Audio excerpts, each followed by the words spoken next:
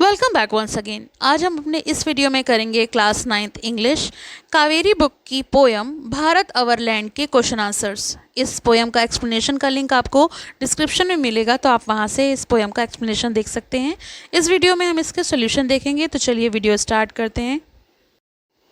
Reflect and respond.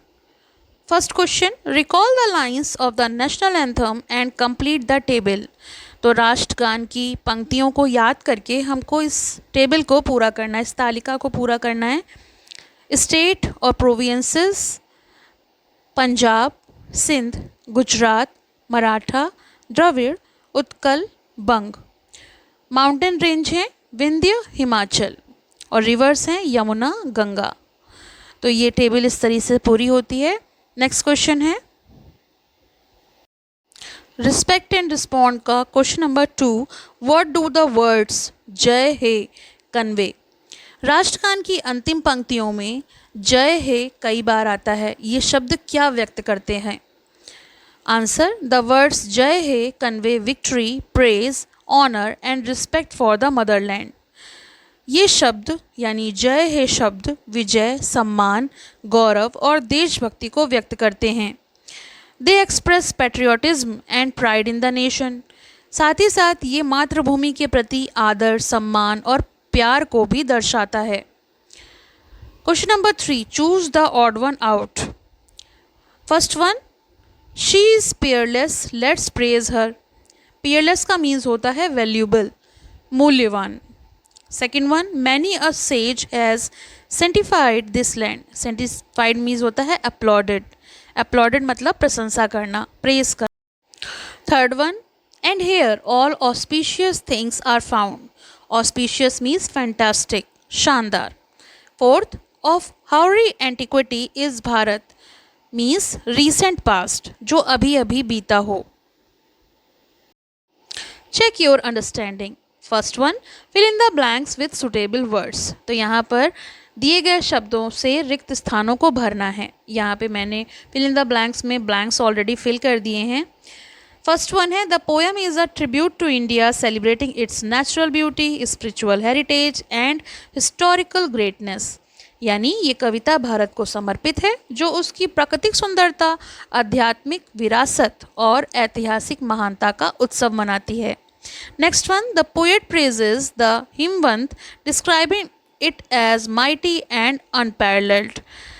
कवि हिमवंत की प्रशंसा करते हैं और उसे शक्तिशाली तथा अद्वितीय बताते हैं, यानी जिसकी बराबरी कोई नहीं कर सकता। Third, the Ganga is depicted as generous and graceful while the Upanishads are honoured as sacred and unmatched. Ganga को उदार और सुंदर बताया गया है, जबकि उपनिषदों को पवित्र और अनुपम कहा गया है, जिनकी उपमा न की जा सके, unmatched. The poem highlights the contribution of warriors and sages who have enriched the land with their bravery and wisdom. इसके आगे कविता योद्धाओं और ऋषियों के योगदान को दर्शाती है, जिन्होंने अपने साहस और ज्ञान से इस भूमि को महान बनाया है।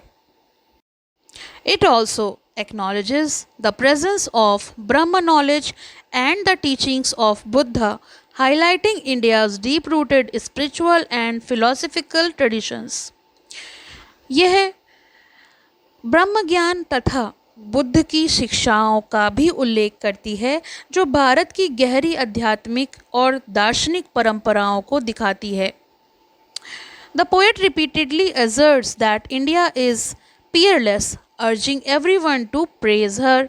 कवि बार बार कहते हैं कि भारत अद्वितीय है और सभी को उसकी प्रशंसा करनी चाहिए।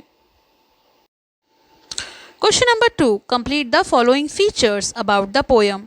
तो कविता की विशेषताओं को पूरा करना है। पहला, the impact on the readers.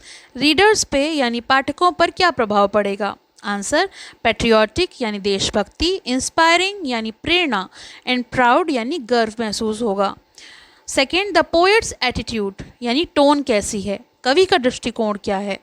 Answer, admiring, proud and respectful. एक तो प्रशंसात्मक है, गर्वपूर्ण है और आदरपूर्ण है। Third, the rhythm the rhyme scheme क्या है? राइम स्कीम है इसकी no fixed rhyme scheme, free words. इसमें कोई भी राइम स्कीम नहीं है, फिक्स राइम स्कीम, ये मुक्त छंद यानी फ्री वर्ड्स है। Example of personification, answer she is peerless, let's praise her.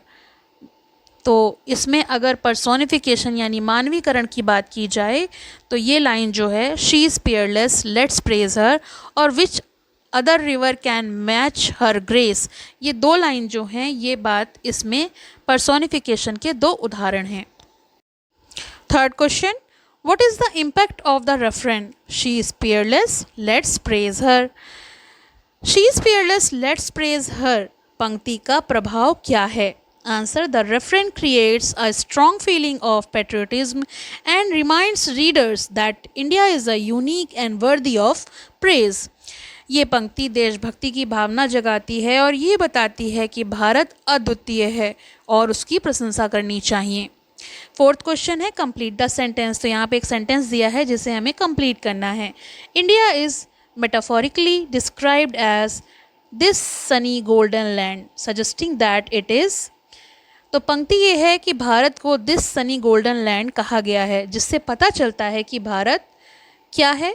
Answer bright, prosperous, rich and glorious, यानी उज्ज्वल, समृद्ध, गौरवशाली और सुंदर। Question number 5, match the symbols, प्रतीकों का मिलान करो। दो कॉलम दिए हुए हैं, कॉलम 1 और कॉलम 2। तो कौन किसका प्रतीक है ये बताना है। जैसे हिमवंत, फिफ्थ स्ट्रेंथ एंड परमानेंस, शक्ति और स्थायित्व का प्रतीक है। गंगा, प्योरिटी एंड जेनरोसिटी, पवित्रता और उदारता का प्रतीक है। उपनिषद, स्पिरिचुअल एंड फिलोसफिकल लेगेसी, आध्यात्मिक और दार्शनिक विरासत का प्रतीक है।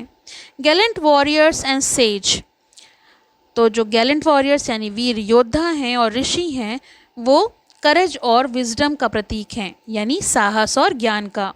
ब्रह्म नॉलेज एंड बुद्धाज धम, ब्रह्म नॉलेज यानी ब्रह्मा का ज्ञान और बुद्धा का धम नॉलेज और इनलाइटमेंट का प्रतीक हैं, ज्ञान और प्रबोधन का। लास्ट है सनी गोल्डन लैंड यानी सुनहरी भूमि, रिचनेस एंड ग्लोरी का प्रतीक हैं, समृद्धि और गौरव का। Question number 6, give any 2 examples of imagery. First one, the mighty Himvant is ours, and second one, this sunny golden land is ours. Seventh question, impact of the use of hyphens in the first stanza. तो hyphen क्या होते हैं?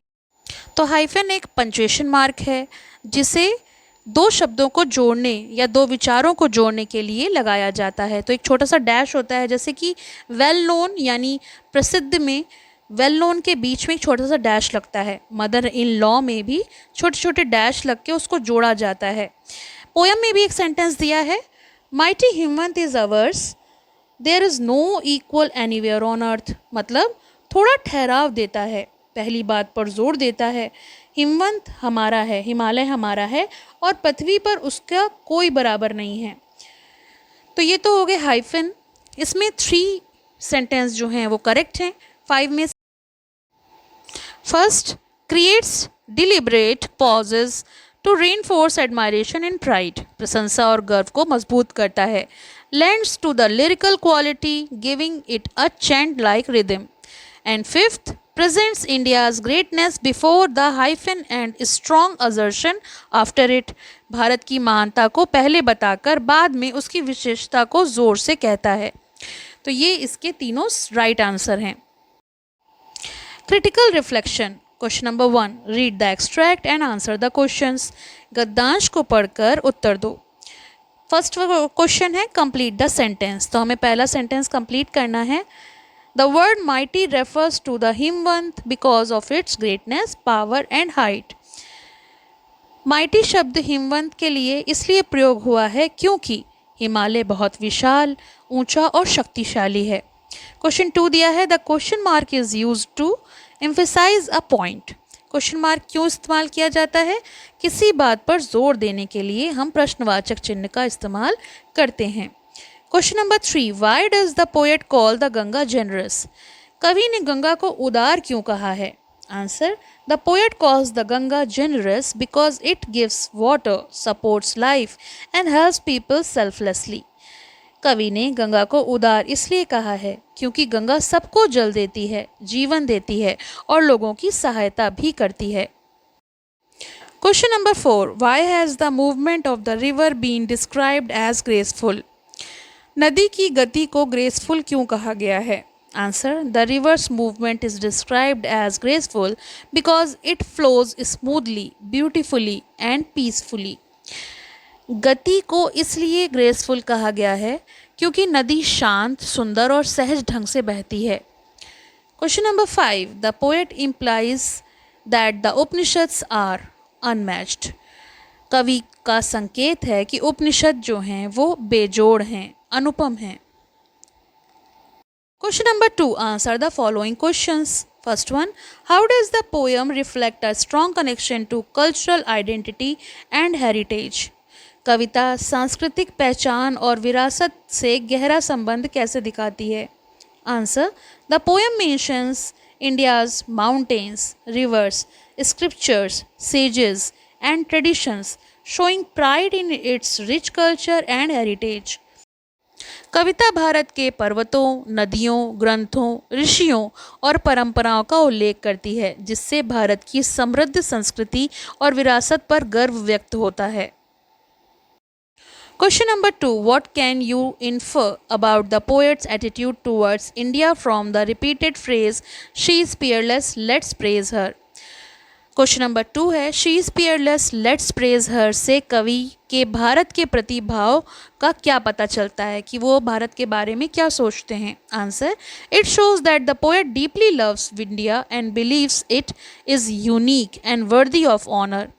इससे पता चलता है कि कवि भारत से बहुत गहरा प्रेम करते हैं और उसे अनमैच्ड यानी अद्वितीय मानते हैं और उसका सम्मान करते हैं। Question number 3. What does the line "Many a sage has sanctified this land" suggest about India's spiritual heritage? Many a sage has sanctified this land पंक्ति क्या बताती है? Answer, it suggested that India has been blessed by many wise saints and has a strong spiritual tradition. ये पंक्ति ये बताती है कि भारत महान ऋषियों और संतों की भूमि है जिन्होंने इसे पवित्र बनाया है। Question number 4. How does the poet connect warriors and music to India's greatness? कवि योद्धाओं और संगीत को भारत की महानता से कैसे जोड़ते हैं? Answer, the poet connects warriors with bravery and music with culture, showing that India is great in both strength and art. योद्धा भारत की वीरता का प्रतीक हैं और संगीत उसकी सांस्कृतिक समृद्धि का प्रतीक है। Question number 5. How does this poem foster a sense of national pride? ये कविता राष्ट्रीय गर्व की भावना कैसे जगाती है? हम कैसे अपने भारत पर गर्व महसूस कर सकते हैं? Answer, the poem praises India's beauty, wisdom, history and culture, making readers feel proud of their country. तो ये कविता भारत की सुंदरता, ज्ञान, इतिहास, संस्कृति की प्रशंसा करती है जिससे पाठकों में देशभक्ति और गर्व की भावना उत्पन्न होती है। तो ये तो हो गए इस पोएम के क्वेश्चन आंसर्स। इसकी समरी का लिंक आपको डिस्क्रिप्शन में मिलेगा, साथ ही साथ इसके एक्सप्लेनेशन का लिंक भी मिल जाएगा। अगर आपको कोई और हेल्प चाहिए तो आप मुझे कमेंट बॉक्स में लिख कर बता सकते हैं, मैं उस पर वीडियो बना दूंगी। Thank you for watching, have a nice day. पसंद आया हो तो लाइक करें, शेयर करें और चैनल को सब्सक्राइब करें।